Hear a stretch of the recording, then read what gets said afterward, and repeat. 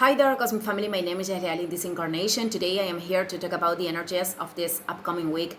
The first thing that we have to know is that we are in this ascent to the next eclipse in Libra, a moment where the sun is going to be dark to reveal then a new light.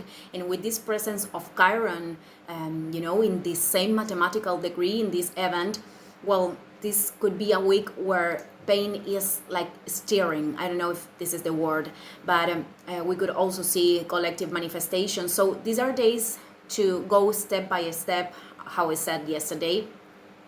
The rhythm is going to be set by life, but by the cosmos, and it could be very accelerated because the energy of Aries is very fast, and also the conjunction with Jupiter and Uranus is talking about acceleration. But what I'm trying to transmit is that the focus on the present helps us to create capacity to integrate what we are transiting. So the energy of Aries in its shadow doesn't respond to the patience with ourselves and with the others. So we have to work a lot in regulate the fire and to channel it in moving in creative activities too. So let's start with Mercury in Aries, the planet that is the regent of communication and intellect, because on April 1st is going to start its retrogradation until until April 25th. We are going to do a review from all the things that happened from March 18th to this point. This includes Libra eclipse, the conjunction that Mercury did with Chiron and the North Node in Aries. So, in fact, Mercury in Aries is going to do two more conjunctions with Chiron. One is going to happen on April 16th or 17th, and then the other in May, when Mercury is direct. So we are going to process other things about this eclipse season, and this transit. Manifestations of people of the past, communication with people of the past can come generally to close something, but just hear your own soul. And the phase that we feel the more is when it starts and when it ends. And that is when the manifestations of problems with communication and the things we used to move. I'm not remembering the name right now in English. Traveling, the things we used to move could have problems because the idea is to go inward and to make this introspection. So it is not a period to take big decisions, especially the ones that are linked with exchanges and buying something big. But as always, if there are things that cannot be postponed, that has a divine purpose too. So how I just said, it is important to hear ourselves internally. Okay, let's talk about Venus, because Venus is in Pisces. It is in orb of mathematical degrees, getting closer to Neptune. This union happens on April 3rd. And I commented about this the last week.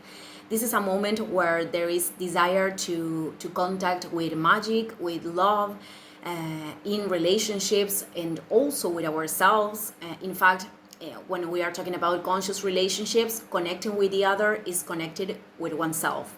We are not using the other to escape from us or to run from us. So it is a moment of great spiritual connection too.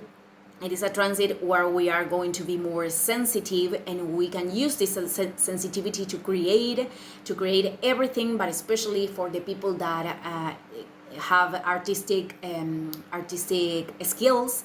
It is a very good moment. I always highly recommend to practice something linked with art, even if it's not linked with the main purpose of our soul here, just to channel energy. So what do we have to take in account about the shadows of this transit? First thing is not trying to look for a pleasure, that is very linked with Venus, with pleasure and enjoyment through escapism, through things that are creating this connection with us, because it is a transit to create the contrary of that. It is a transit to connect a lot with ourselves. And the other thing is to lower the expectations that we put in others, and consciousness in the idealizations or in the situations of in relationships that are not clear.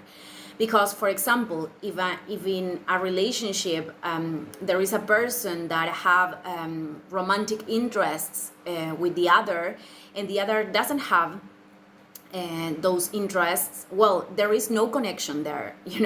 One person is just projecting their fantasies on the other, and then the other has to reevaluate if it was clear and if he or she set healthy boundaries. So I'm bringing this example because dreaming is wonderful when we are doing something about that, and when we are talking about relationships, it is very important to observe what is expressing in the reality, just to not enter in self-deceptions of the ego. So, well, I wanted to comment that, and this will continue until the 5th, April 5th. In fact, Venus is going to enter Aries this day, but in mathematical degrees, the conjunction with Neptune continues a little more. So Venus in Aries has this colored desire of will, of action, of movement, of going for what we want.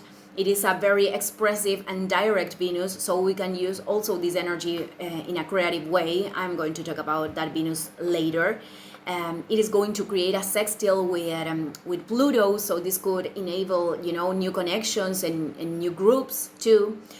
And, well, the last thing that I talked a lot in the video of the eclipse, and I mentioned something yesterday, is the conjunction between Mars and Saturn in Pisces.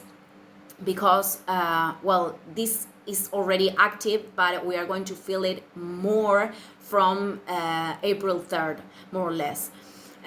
So this transit is inviting us to self-restrict with responsibility in everything that is not collaborating with the sense, with the path of the soul, and also to take decisions thinking in the construction of the long term, in the long term.